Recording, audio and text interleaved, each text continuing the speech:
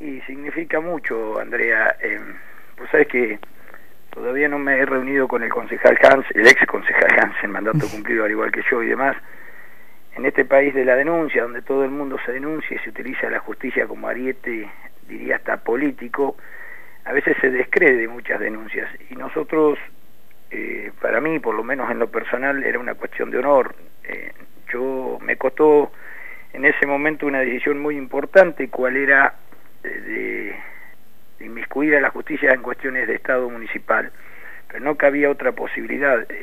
La defraudación era tan grande y tan burda que hicimos lo que todo el mundo sabe, cumplir con nuestro deber de concejales. Para eso debíamos controlar, además éramos concejales de la oposición por entonces, y no solamente alcanzaba con votar en contra de la rendición de cuentas y dejar en claro que esas dos cuentas, que eran acceso a los barrios, mejoramiento de calles, habían sido el caballito de batalla por donde se había estafado al Estado, sino que debíamos ir, si no lo hacíamos éramos cómplices o partícipes por no denunciar, y fuimos a la justicia y debimos soportar muchas presiones, difamaciones, y hoy día ya no fueron los jueces de garantías, ni los de la casación, ni los jueces de primera instancia, ni los fiscales. Ya es una jueza de juzgado correccional, o sea, la jueza de juicio oral y público, que dijo que hubo una doble defraudación. Yo recién leí el veredicto, pude hacerme de él recién hace un rato, y bueno, lo estoy leyendo. Es un veredicto largo, profundo, y bueno, lo que significa en definitiva es tranquilidad y de saber que uno puede seguir creyendo en la justicia. Si bien es una justicia lerda, es cierto, se ha acreditado lo que dijimos en su momento, lo cual no solamente nos llena de tranquilidad, sino que nos colma el espíritu, porque nosotros teníamos una responsabilidad. Yo lo dije cuando declaré como testigo, yo no terminé el 9 de diciembre del 2009 mi mandato con este tema. Siento la responsabilidad que sigo siendo un concejal, que el pueblo me pidió que cumpliera con mi rol. En ese momento me puso en la oposición, y la oposición debe controlar. Controlamos, encontramos, denunciamos, y por suerte se ha acreditado lo que dijimos. Pedro, para que la gente lo recuerde, porque como decías, la justicia es lenta, hace mucho tiempo que inició esta causa, eran 5 las personas involucradas, hoy el juicio involucró solo a una. ¿Qué pasa con el resto? Bueno, ahí en esto yo le pido a los oyentes que estén atentos, porque por ahí es cierto, cada cual anda en sus cosas, pensando.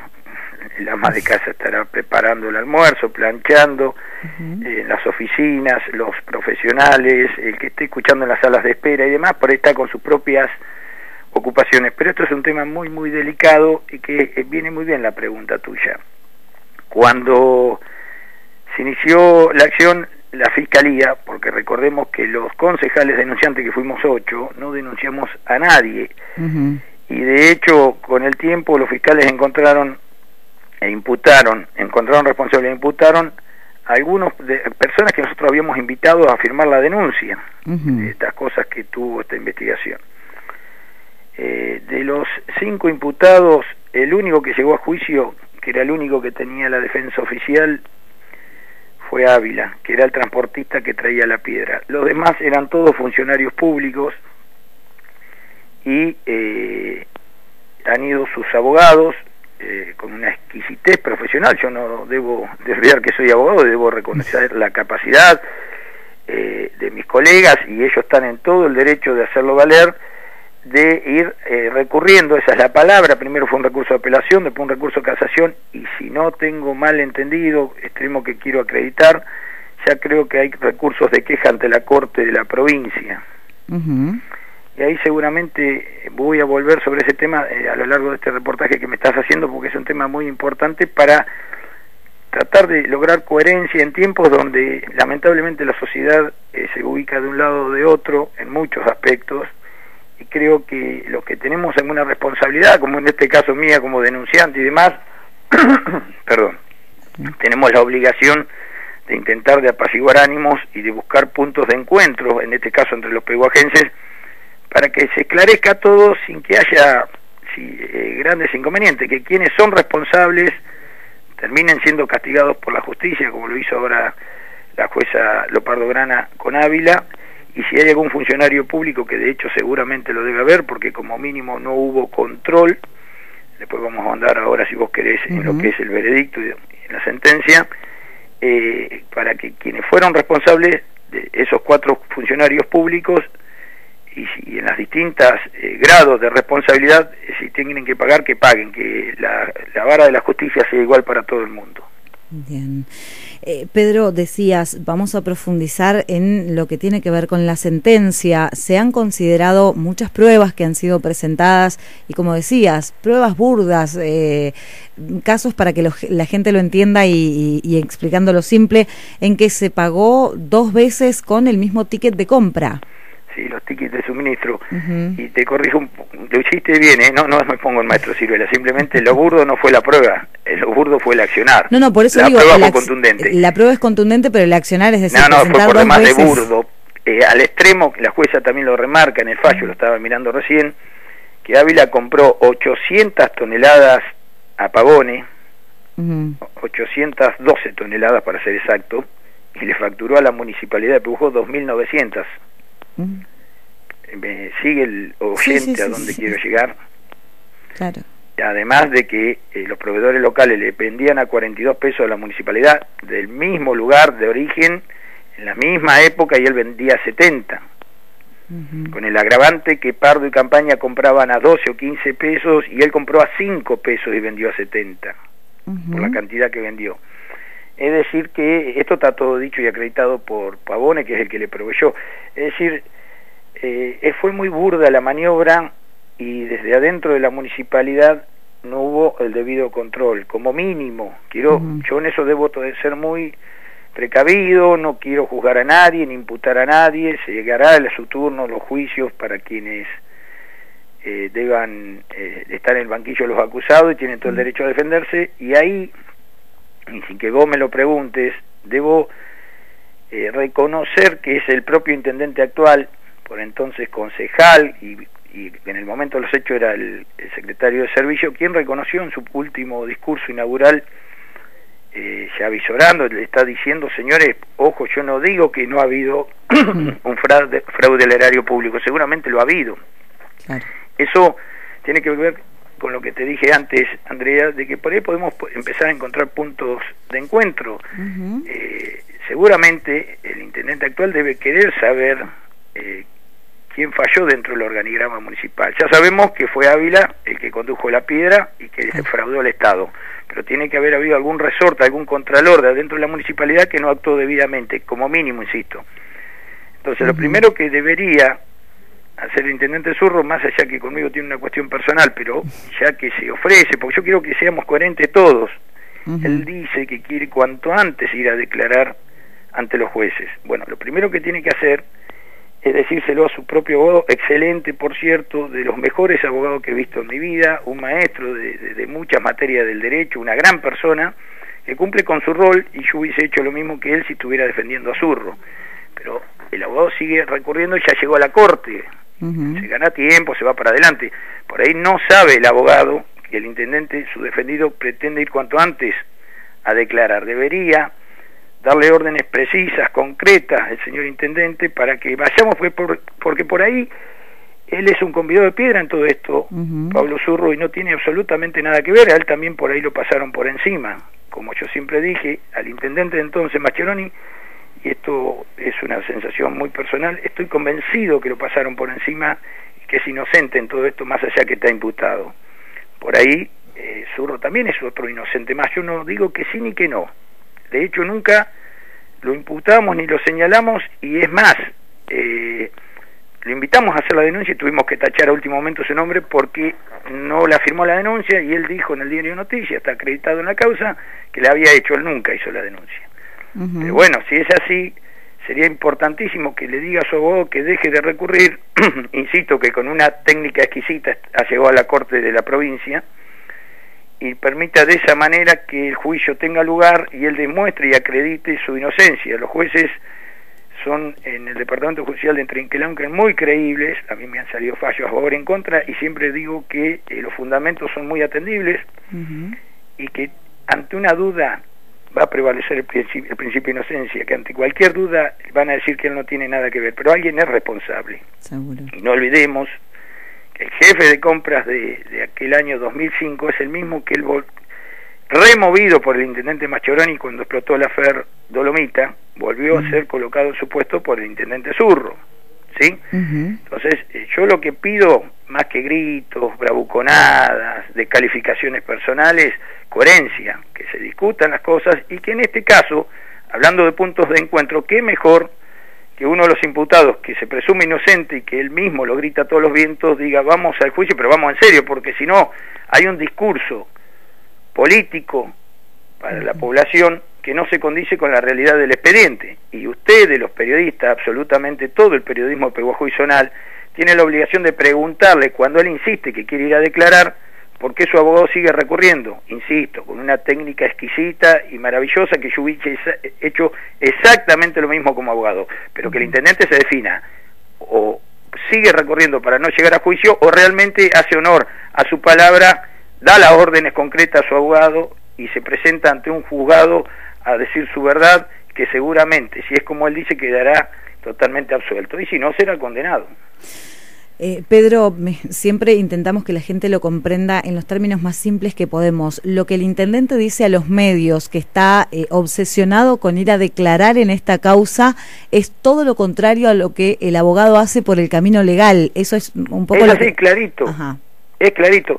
Si yo quiero ir a declarar un juicio, cualquiera de los oyentes que en este momento me está escuchando, nos está escuchando, si quiere ir ante un juez, lo primero que tiene que decirle a su abogado, no sigas para arriba, porque el abogado naturalmente, profesionalmente tiene que hacer eso. Yo soy abogado y hago eso con mis clientes. Claro. Es ganar el mayor tiempo posible antes de terminar en el banquillo de los acusados en un juicio oral. Pero él es el intendente, tiene una responsabilidad y está imputado, yo creo que por el bien, por la salud de la democracia peguajense, principalmente de la gobernabilidad, de la creencia. Yo no pongo en duda, no digo ni que fue ni que no fue. Digo, hace bien en el decir, quiero ir a declarar. Y si es cierto, yo mismo voy a sentirme más que agradecido como peguajense de que un intendente se pone a disposición de la justicia para aclarar la situación. Pero lamentablemente su abogado, o sea, no lamentablemente desde lo profesional, insisto, claro, brillante el abogado, quiero aclararlo, insisto, para mí es un maestro y además es una gran persona. Pero el abogado debe cumplir órdenes, yo no creo que haga las cosas distintas a lo que le dice su defendido. Claro. Pedro, leyendo o intentando interpretar un poco lo que ocurrió en esta semana, está acreditada la defraudación por la que se imputa a Ávila, pero esto significa que en algún punto alguien tiene que ser corresponsable dentro del municipio. Tal vez por error, tal vez por falta de control o tal vez con absoluta convicción, pero en algún punto alguien tiene que ser responsable de esta situación de haber pagado más del doble del valor y mucho más que el triple de la cantidad que realmente se compró. Y bueno, Andrea, mira, hay un parrafito que por ahí resume, yo lo marqué en el fallo, si vos me dejás leerlo, son 5 renglones. La jueza dice en su veredicto, de lo expuesto se desprende la maniobra defraudatoria mediante la cual la Municipalidad de Peguajó adquirió piedra dolomita abonando un sobreprecio sobre el mismo material adquirido en el mismo lugar a 70 pesos la tonelada cuando la misma se podía adquirir a 42 pesos por la misma cantidad. Y en dichas circunstancias se facturó piedra dolomita que no se proveyó al municipio, ocasionándole consecuentemente un perjuicio patrimonial a la administración pública de Peguajó, ya que se abonaron reiteradas veces los mismos suministros. Y esto lo dice la jueza, ¿no? Claro. Además no se olviden que con los suministros de Pardo, que fue lo que vos hoy me preguntaste, se le pagaba a Ávila. Claro. Y Pardo fue contundente cuando declaró como testigo. Yo no ni lo conozco a Ávila, yo jamás tuve negocios con él, jamás ningún chofer mío le manejó a él, ni le trajo nada a él. Es decir, no hubo control en la calle de la piedra que entró, no hubo control en los precios, y no hubo control en las órdenes de suministro que se le facturaban los suministros de Pardo a Ávila. Sí, yo creo que hizo agua por todos lados del sistema y tampoco voy a ser tan ingenuo de decir no, alguien se equivocó, no controló. Sí, a mi criterio, ahí desde adentro de la administración municipal hubo todo un ardid ya organizado para que eso sucediera así. Si no, es imposible pasar los controles que tiene el municipio al respecto históricamente, históricamente, no solamente en el gobierno Mascheroni, ha sido antes y después. Sí, está claro que esto queda como un precedente para saber que hubo una defraudación y en base de ahí, o sea, una defraudación a la administración pública y en base a esto iniciar el juicio correspondiente cuando los abogados o los imputados así lo dispongan en algún futuro en la justicia. Así es, Andrea. Digo, ya está acreditada la defraudación, ya se sabe que existió. Ya está acreditada. Seguramente se irá a recurrir, irán ahí para arriba, pero la defensa principal, y en esto que quede claro, de los abogados en todo esto, ya no discuten el hecho, discuten que está prescripto en el tiempo, ¿sí? Claro. Entonces, acá que nadie diga que no sucedió, el propio intendente actual dice, sí, hubo una defraudación. Lo que no se sabe, lo primero que, a ver, yo no, porque si no me van a tratar de golpista, pero, es decir, hay algo que yo no entiendo. Los funcionarios imputados siguen estando en sus puestos. Claro. ¿Sí? No hablo del intendente, aclaro, ¿eh? El intendente era jefe de compra o era intendente. El intendente tiene que seguir siendo intendente, esto que quede claro. El jefe de compras es el mismo de esa época, va a seguir siendo el mismo luego de este fallo. Y no personifico, porque conozco al jefe de compra, conozco al contador, también para mí es una persona honestísima, pero por ahí hay gente que los hicieron pisar el palito, vamos a hablar en términos callejeros. Claro. Y insisto, el intendente de entonces, Mascheroni, sigue siendo un convidado de piedra. Para mí lo pasaron por encima, y la reacción del intendente de entonces de separar de su cargo y echarlo al jefe en compra de entonces, habla bien y de la honestidad y de la sinceridad de lo que le sucedió a él por entonces. Pero bueno, hoy lamentablemente por una responsabilidad objetiva está en el banquillo de los acusados. Seguramente en juicio oral el intendente Mascheroni será absuelto, porque sigo insistiendo, creo que no tuvo absolutamente nada que ver con eso. Es una apreciación muy personal mía y por situaciones que me tocó vivir en esa época y por la reacción humana de cuando hablaba conmigo y lo molesto que estaba por algunas cuestiones que yo lo hablé personalmente con él. Pero es una cuestión que yo no tengo que definir. Simplemente digo que lo importantísimo que sería para Peguajó separar la paja del trigo y ir cuanto antes todos los imputados ante los jueces para decir su verdad, porque por ahí, insisto, se está afectando la honorabilidad de personas que son inocentes. Y por ahí, gente que es responsable sigue ocupando lugares que no deberían estar. Mencionabas recién aquellas situaciones que se vivieron en aquel momento. Fueron momentos de mucha tensión, lo hemos hablado en otras oportunidades, al momento de encontrarse con una rendición de cuentas que a las claras gritaba esta situación. Hubo situaciones muy tensas en el Consejo Deliberante y hasta en los pasillos. Tensas y violentas, te diría, pero bueno, a ver, el apasionamiento, los hombres, los posicionamientos, todo eso es entendible, que fue una locura, la verdad, fue una cuestión que se salió de cauce y había gente muy presionada, y a su vez nosotros, los que debíamos controlar, teníamos la obligación moral. Vos sabés lo que es, Andrea, ser concejal y escuchar en una reunión donde hay 20 personas, de las cuales 15 son concejales, que se grita un concejal, le grita a un intendente: me hiciste firmar 17 órdenes posdatadas, me lo pediste llorando, y el intendente apichonado le decía: no es cierto, Pablo, no es cierto, Pablo, no es cierto, Pablo.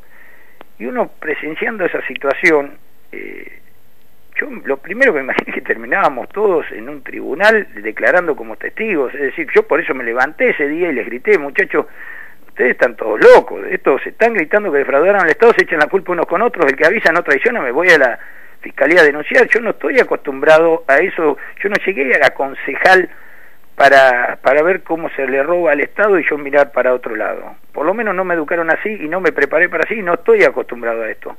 Y hice lo que tenía que hacer, y por suerte, digo por suerte porque no es suerte, a veces es obra del hombre de la justicia, se encausó y llegamos a este veredicto condenatorio con sentencia que nos dio la razón. Ya el Tribunal de Cuentas nos había dado la razón y le había hecho cargos que se llama devolver dinero, tanto a Pablo Zurro, a Bolognesi, entre otros, y había absuelto a Juan Mascheroni, para ser totalmente sincero y honesto, siguiendo la sensación que uno tiene. Ya el Tribunal de Cuentas, hace creo que 2 años más o menos. Bien. Digamos que esto va marcando también un poco un camino de lo que puede llegar a disponer la justicia el día de mañana. Sí, emulando al general Perón, la única verdad es la realidad. Y la realidad dice que ya el Tribunal de Cuentas dijo, señores, ustedes tienen que devolver esta plata porque si no esto mal. Y la justicia, el juego correccional a cargo de llevar a juicio oral y público este tema, también dijo que el camionero que traía cometió un fraude y ya insinúa en el veredicto que el fraude no habría podido tener lugar si no había de adentro de la municipalidad algún tipo de descontrol. Así que esto algún día tendrá que llegar a un juicio que esperemos que sea lo antes posible. En eso coincido con Pablo Zurdo, que él pide que cuanto antes sea juicio. Bueno, ojalá sea cuanto antes para esclarecer y que por ahí, si él y otros no tienen nada que ver, queden absueltos y los que sean responsables sean condenados, como lo fue Ávila. Pedro, en lo personal y cumpliendo tu función de concejal de aquel momento y como decías, continuando con esta causa que te mantiene en ese puesto virtualmente, ¿sentís que esto es una misión cumplida? Digamos, ¿cumpliste con la función para la que la gente te votó? Con la primera etapa sí. Me faltan algunas otras etapas, pero con la primera etapa, que era que se acreditara que hubo un fraude, siento que cumplí con mi misión, sí, totalmente. ¿Confías ahora en la justicia en que se pueda llegar a demostrar el resto y a deslindar las responsabilidades del resto? Sí, yo siempre confío en la justicia de Trenquelauquen, pero por ahí los tiempos son otros. Si vos me preguntás a nivel nacional, separando esto, yo creo que hay una materia que nos tienen que dar en la Facultad de Derecho, te lo voy a decir porque sos una dama y además escuchando de una manera muy decorosa, que creo que no cursamos, pero por eso se trae desde la cuna, que es valentía. Sin valentía no hay jueces imparciales, y creo que lo que estuvo faltando en la justicia de Argentina, principalmente en los tribunales de Comodoro Pi, los juzgados federales, porque puedo decir que hay jueces que honran con mucha valentía el cargo, y principalmente en el interior provincial y de la República, fue valentía para plantarse y decir, muchacho, si uno es un delincuente, lo es con fueros y sin fueros. Entonces ahora hay una cadena de envalentonamientos que me parecen, bienvenidos sean, bienvenidos sean. Y en el tema de Lomita, debo reconocer que el fiscal que investigó a su tiempo, a su ritmo, siempre lo hizo sin prisa pero sin pausa, y lo hizo muy bien y nunca manifiesta no haber recibido jamás presiones de nadie, y lo ha hecho excelentemente bien. La jueza se cayó, todos los jueces de garantía que intervinieron, los jueces de la Cámara de Apelación, los jueces de la Casación, todos han llevado a su ritmo, pero en el tema de Lomita, absolutamente todos, no hubo ningún juez que diga hasta el día de hoy, ya han pasado como 12 o 15, no sé, en distintos grados de apelación, con distintos estamentos, estadios procesales, que todos han dicho, la defraudación existió, hay elementos prima facie para juzgar, decían algunos jueces, y ahora una jueza dijo, hay elementos para condenar. Así que no debo más que seguir creyendo en la justicia, porque para eso estudié, para eso me preparé, y como ciudadano quiero creer en la justicia, porque si no, sería el caos. Pedro, te agradecemos muchísimo por explicarnos toda esta situación, por recordarnos estos detalles de aquella causa que se inició hace tanto tiempo, y por supuesto por mantener informada a la gente de estas cuestiones que también se tienen que saber. Gracias, Andrea. Y Andrea, ahí te pido un favor. Sí. Si se le entrevista por esto al intendente Zurro, empieza como siempre a los gritos, que acá tiene un servidor para que en estos términos nos juntemos, y no se quiere juntar, aunque sea por teléfono, debatamos al aire este tema, y el tema que él quiera, absolutamente el que quiera, para clarificarle a la ciudadanía la posición. Y si él decide darle la instrucción a su abogado de ir a juicio, que también tiene un servidor para ayudarlo, para llegar cuanto antes a juicio, de la manera que podamos, para poder salvar su inocencia, si es que es así, y bueno, y acá estoy a disposición, principalmente para debatir públicamente con él. Bien, que no es la primera invitación que haces. No, se lo he hecho por escrito en todos los medios, pero parece que él prefiere a los gritos cerrarse, y creo que un hombre tiene que enfrentar la realidad, y que no va a ser como en el pasillo aquella vez que nos tuvieron que separar. No, tenemos que ser más civilizados, ya hemos crecido los dos, hemos madurado. Dialogar con fundamentos, sin gritos, que él diga su verdad y yo diga la mía, para aclarar todo esto. Pero me parece que nos vamos encontrando, porque él quiere llegar a juicio cuanto antes, y en eso lo aplaudo. Falta solamente que se lo diga a su abogado, para así se entera su abogado y decirte los recursos que ha hecho. Bien, bien. Pedro, gracias, Andrea. No te me vayas, porque entra una pregunta más y yo la tengo que hacer. Dale. No la iba a hacer, pero... Agarrate, Catalina. Punto y aparte causa Dolomita, punto y aparte tema justicia, punto y aparte no voy a decir enfrentamiento, estas diferencias con el intendente municipal. Hay mucha gente que de un tiempo a esta parte, cuando cambió el gobierno, cuando se designaron autoridades en diferentes instituciones y demás, dijo, ¡apa! Jorge Hansen, presidente del radicalismo, pasó a ser ahora director de PAMI. La presidencia del radicalismo queda ahora seguramente para ocupar por alguien, y no sé por qué se sentían como a los gritos también los ecos con tu nombre. Mira, Andrea, yo misterioso no me voy a hacer a esto. Yo me hice radical, tenía un bisabuelo materno, don Eustaquio Carabajal, bisabuelo paterno, que era muy radical, pero después toda mi familia fue mayoritariamente peronista. Y yo cuando en mi adolescencia leí, estudié a breve y veía que mis principios se adecuaban más a la esencia del radicalismo, a la filosofía radical. Y me hice un ferviente radical, a los 3 años de haber cumplido los 18 me afilié, y he dicho siempre que soy un soldado del radicalismo y voy a estar a disposición siempre. Yo cargos electivos ya he prometido que no voy a aceptar por los próximos años, pero en la mesa del partido, si es como prenda de unidad, yo no voy por ninguna línea, yo soy radical. A mí lo único que me guía son las enseñanzas de Irigoyen, de Ilia, de Alfonsín. Y si es como prenda de unidad, desde último vocal suplente a presidente estoy a disposición del partido para lo que necesiten, porque la verdad que me encanta y creo que si queremos reconstruir la sociedad hay que empezar desde los partidos políticos, y el comité necesita un nuevo impulso y principalmente unidad para que todos juntos empecemos a tirar los radicales y trabajar en proyectos para organizarnos como sociedad pehuajense, y principalmente para que el diálogo empiece a imperar nuevamente y que esto no sea unos y otros, porque no nos hace bien a nadie, divide familia, divide amigos, nos separa, y creo que hay que empezar desde los partidos políticos a pregonar que se puede realmente construir desde el consenso. Así que si la pregunta es si quiero ser presidente del Comité de la Unión Cívica Radical, te digo que sí. Bien, muchísimas gracias. Gracias, Andrea, un beso grande. Un beso enorme, hasta luego. Chao, chao. Bueno, Pedro Golden.